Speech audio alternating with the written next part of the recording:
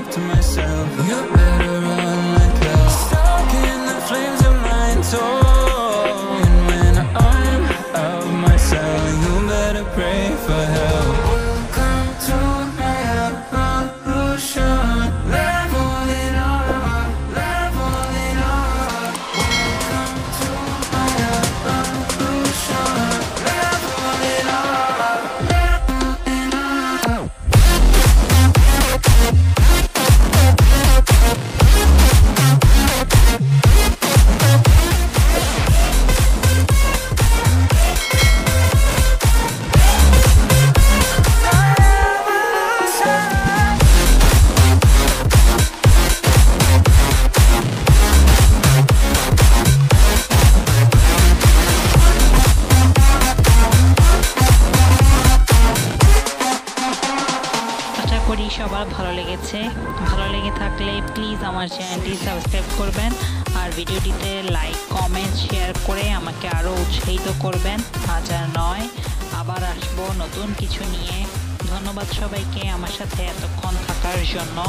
ভালো থাকবেন, সুস্থ থাকবেন। আল্লাহ হাফেজ।